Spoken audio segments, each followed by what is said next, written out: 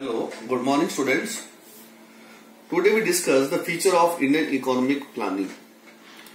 कि 1947 में हमने जो इकोनॉमिक प्लानिंग का प्रोसेस स्टार्ट किया था, उस इकोनॉमिक प्लानिंग की क्या कुछ स्ट्रेटेजी रही या यूं कहिए कि क्या कुछ उस प्लानिंग की फीचर रही।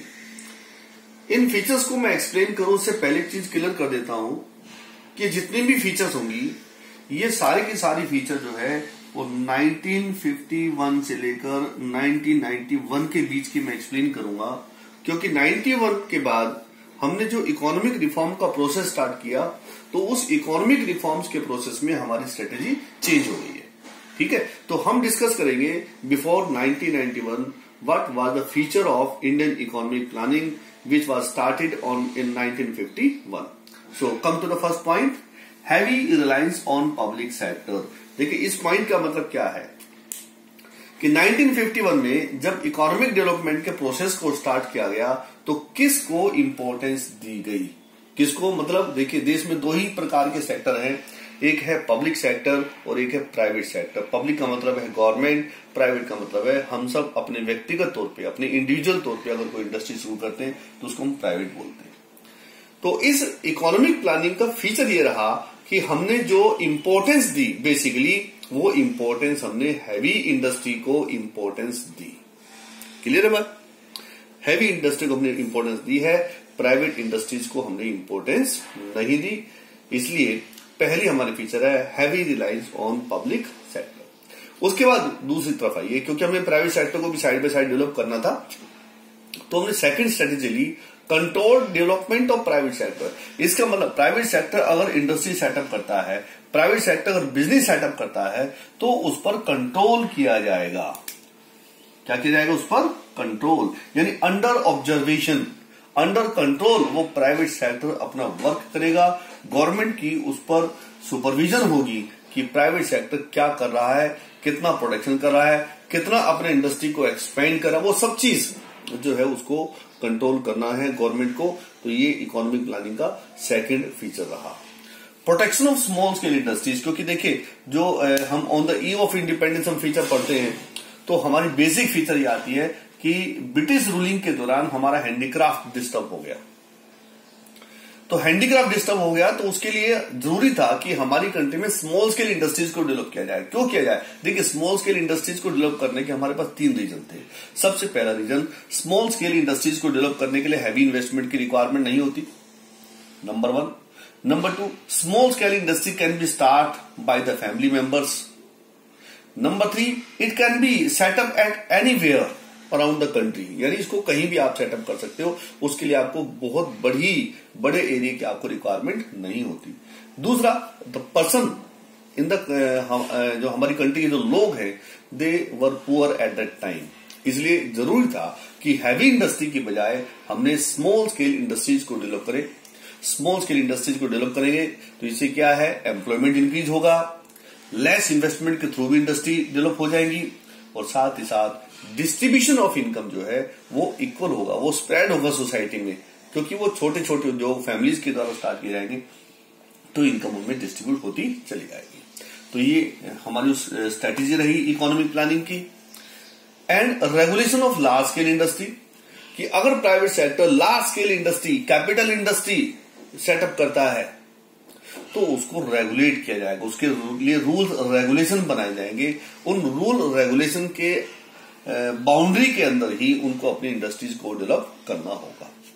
Development of strategic heavy industry, strategic point से, यानी हमारी कंट्री को वर्ल्ड लेवल पर बूस्टअप करने के लिए, उसको सेटअप लेने के लिए जो इंडस्ट्रीज हैं, जिसको हम कह सकते हैं heavy industry, capital goods industry, जो मशीनों का प्रोडक्शन करती है, आयरन का प्रोडक्शन करती है या वेपन्स का प्रोडक्शन करती है, तो ऐसी इंडस्ट्रीज को डेवलप करना ताकि हम सेल्फ सफिशिएंसी को अचीव कर सकें, और जो कैपिटल गुड्स हम फॉरेन कंट्री से इंपोर्ट कर रहे हैं उसको इंपोर्ट करने के बजाय अपनी कंट्री में डेवलप कर सकें। तो ये स्ट्रेटेजी उस समय हमने अडॉप्ट की।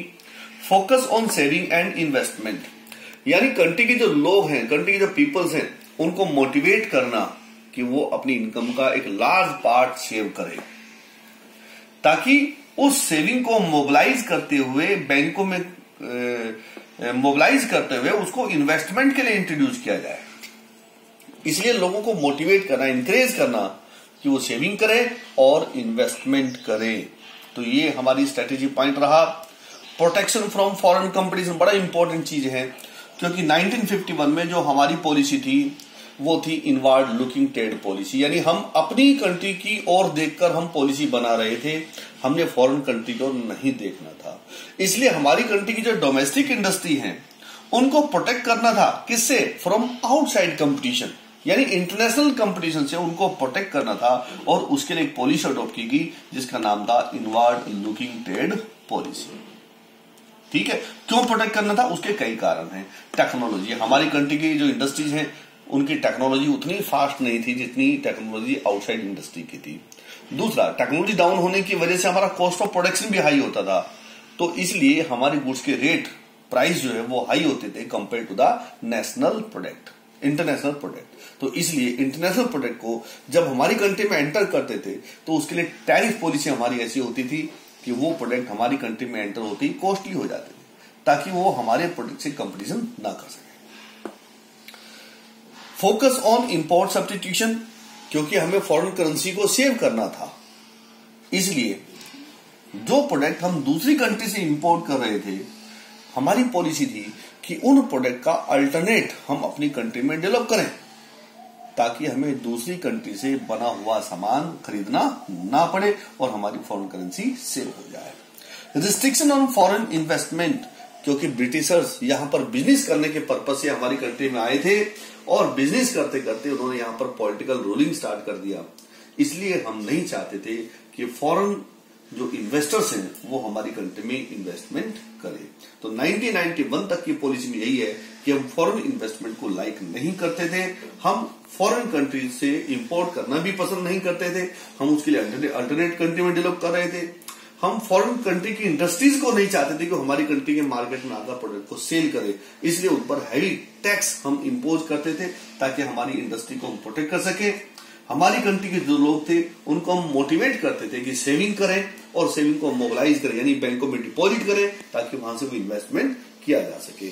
हमारी कंट्री में जो इंडस्ट्रीज थी जो स्ट्रेटेजिक पॉइंट के लिए थी, यानी वेपन्स का प्रोडक्शन करती थी या डेवलपमेंट स्ट्रेटेजी हमारे लिए प्रोड्यूस करती थी, जैसे कैपिटल गुड्स का प्रोडक्शन कर रही थी, तो ऐसी इंडस्ट्रीज को बहुत ज्यादा इंपॉर्टेंस इस प्लानिंग में दी गई है। साथ ही साथ इंडस्ट्री के सेक्टर में अगर प्राइवेट सेक्टर की हम बात करें तो स्मॉल स्केल इंडस्ट्रीज को ज्यादा इंपॉर्टेंस दी गई, उसको प्रोटेक्शन दी गई, उनके लिए लिस्ट तैयार की गई कि ये जो लिस्ट है, इस लिस्ट में जो गुड्स के नाम लिखे गए हैं, ये गुड्स केवल स्मॉल स्केल इंडस्ट्री में ही प्रोड्यूस होगी, इसके लिए हैवी इंडस्ट्री में प्रोडक्शन नहीं होगा। तो इस प्रकार से उनको कंट्री ने उनको प्रोडक्शन देने की बात की। Control development of private sector, कि हमारी कंट्री में प्राइवेट सेक्टर को इंडिपेंडेंट नहीं था कि वो जो चाहे जो करे, ऐसा इंडिपेंडेंस उनको नहीं दिया गया, उनको फ्रीडम नहीं दी गई, तो उनका डेवलपमेंट जो था वो कंट्रोल डेवलपमेंट था, क्योंकि गवर्नमेंट ने जो इंपॉर्टेंस दी, जो विश्वास दिखाया किस पर? पब्लिक सेक्टर पर। गवर्नमेंट का मतलब यह था कि पब्लिक सेक्टर वो सेक्टर रहेगा जो कंट्री में डेवलपमेंट के प्रोसेस को आगे ले जा सकता है, क्योंकि बड़ा इन्वेस्टमेंट, क्योंकि देश गरीब था उसमें, देश के लोग कैपेबल नहीं थे इन्वेस्टमेंट करने के लिए, इसलिए गवर्नमेंट ही बड़ा इन्वेस्टमेंट डेफिसिट फाइनेंसिंग के थ्रू लेकर आ सकती है और कंट्री को हैवी इंडस्ट्रीज डेवलपमेंट के प्रोसेस पे ले जा सकती है। तो ये कुछ फीचर्स थी जो 1951 में हमने जो इकोनॉमिक प्लानिंग स्टार्ट की उसके दौरान रही। 1991 के बाद इन फीचर्स में क्या कुछ चेंज हुआ? ये लगभग मोटी मोटी फीचर्स सब चेंज हो गई। जैसे हमने कहा heavy reliance on public sector, तो न्यू इकोनॉमिक रिफॉर्म्स में हम एक वर्ड यूज करते हैं LPG। तो यहां पर जो P वर्ड है वो है प्राइवेटाइजेशन का। इसका मतलब अब हमारा जो कन्वर्सेशन हो गया, ट्रांसफॉर्मेशन हो गया कि अब हम पब्लिक इंडस्ट्री की बजाय प्राइवेट इंडस्ट्री की तरफ मूव कर रहे हैं, यानी अब प्राइवेट इंडस्ट्रीज को कंट्रोल नहीं किया जा रहा, कंट्रोल तो है लेकिन उसको फ्रीडम दी जा रही है कि वो कंट्री के डेवलपमेंट में अपना कॉन्ट्रीब्यूशन दे। स्मॉल स्केल इंडस्ट्रीज को दोबारा डी रिजर्व किया गया है। कुछ लिस्टें, कुछ प्रोडक्ट ऐसे थे जो स्मॉल स्केल इंडस्ट्री से निकालकर हैवी इंडस्ट्री में डाल दिए गए हैं। Development of strategic heavy industry as it is है कि जो हैवी इंडस्ट्रीज हैं उनके स्ट्रेटेजिक डेवलपमेंट के लिए बड़ी इंपॉर्टेंस दी गई है। Focus on saving and investment, अब हम सेविंग को फोकस नहीं कर रहे बल्कि सेविंग को मोबिलाइज करने पे फोकस कर रहे हैं। कि लोग उस सेविंग को देखो, एक तो सेविंग किया हमने, पैसा घर में रख लिया, दूसरा हमने सेविंग किया उसको बैंक में रख लिया। तो बैंक में रखा तो वो मोबिलाइज हो गया, मतलब उसका यूज होगा, लेकिन जो घर में रखा वो यूज नहीं होगा। इसलिए आज फोकस है मोबिलाइजिंग ऑफ सेविंग को और उसके साथ साथ इन्वेस्टमेंट को। आज हम प्रोटेक्शन नहीं करते, अपनी इंडस्ट्री को प्रोटेक्शन नहीं करेंगे, क्योंकि प्रोटेक्शन कर रहे थे तो क्या हुआ, उसका नतीजा कि हमारी जो डोमेस्टिक इंडस्ट्री थी उनमें टेक्नोलॉजिकल इंप्रूवमेंट नहीं हुआ, क्योंकि उनको फॉरेन कंपटीशन का फियर नहीं था। लेकिन अब हमने 1991 के बाद क्या कर दिया, ग्लोबलाइजेशन। ग्लोबलाइजेशन का मतलब क्या है कि अब किसी भी कंट्री की इंडस्ट्री अपने प्रोडक्ट को हमारी कंट्री में सेल कर सकती थी। उसके कुछ रूल रेगुलेशन बना दी गई टैरिफ के कि उस लेवल से अधिक हम टैक्स इंपोज नहीं कर सकते थे। अब फॉरेन प्रोडक्ट क्योंकि कंट्री में आने लग गया तो हमारी डोमेस्टिक इंडस्ट्री को भी एक कंपटीशन करने का एनवायरमेंट मिल गया, इससे उनका टेक्नोलॉजिकल इंप्रूवमेंट हुआ। इसलिए प्रोटेक्शन नहीं है बल्कि एनकरेजमेंट है। फोकस ऑन इंपोर्ट सब्स्टिट्यूशन अब नहीं है बल्कि फोकस ऑन एक्सपोर्ट प्रमोशन है। अब हम फॉरेन करेंसी बचाने की नहीं, अब हम फॉरेन करेंसी को इंक्रीज करने की सोचते हैं कि अब हम एक्सपोर्ट प्रमोशन पे फोकस करते हैं 1991 के बाद, ना कि इंपोर्ट सब्स्टिट्यूशन पर। रिस्ट्रिक्शन ऑन फॉरेन इन्वेस्टमेंट, बल्कि अब देखिए पिछले 8 सालों में 7 सालों में जो हमारे देश के प्राइम मिनिस्टर हैं नरेंद्र मोदी जी, वो विदेशों में घूमते हैं, विदेशों में जाते हैं और उसका एक ही पर्पज है कि एक तो हमारी इंडिया का जो इंटरनेशनल जो लेवल है वो इंप्रूव करना, उसकी गुडविल को इंप्रूव करना, दूसरा फॉरेन इन्वेस्टर्स को अपनी कंट्री में अट्रैक्ट करना कि आप हमारी कंट्री में आइए, हम आपको बेस देंगे, इन्वेस्टमेंट के लिए फ्लेक्सिबिलिटी देंगे, रिलैक्सेशन देंगे, आप हमारी कंट्री में आकर इन्वेस्टमेंट करिए। तो इसलिए रिस्ट्रिक्शन ऑन फॉरेन इन्वेस्टमेंट ये फीचर भी अब न्यू इकोनॉमिक जो पॉलिसीज हैं हमारी वो नहीं है उसमें। अब हम फॉरेन इन्वेस्टमेंट को अट्रैक्ट करते हैं। तो बहुत सारी फीचर हमारी 1991 के बाद चेंज हो गई है, लेकिन क्योंकि हमें तो पूरा इकोनॉमी प्लानिंग का फीचर पढ़ना होता है तो 1951 से लेकर ये फीचर इस प्रकार से थी और 1991 के बाद जो मैंने बाद में आपको एक्सप्लेन किया इनका अपोजिट वर्जन वो 1991 के बाद है। कल हम डिस्कस करेंगे objective of new economic planning, ठीक है। तो हम इसमें लॉन्ग टर्म ऑब्जेक्टिव और शॉर्ट टर्म ऑब्जेक्टिव दोनों डिस्कस करेंगे। आज के लिए इतना ही काफी है, पूरा एक लेसन हमने आपको बता दिया कि आपको ये नोट करना है feature of Indian economic planning 1951 से लेकर 91 तक, और फिर उसके बाद 91 से बाद में जो चेंजेस हुए जो मैंने आपको बोला है उनको आप पॉइंट टू पॉइंट नोट कीजिएगा अपनी नोटबुक। क्लियर है? Thank you, have a nice day.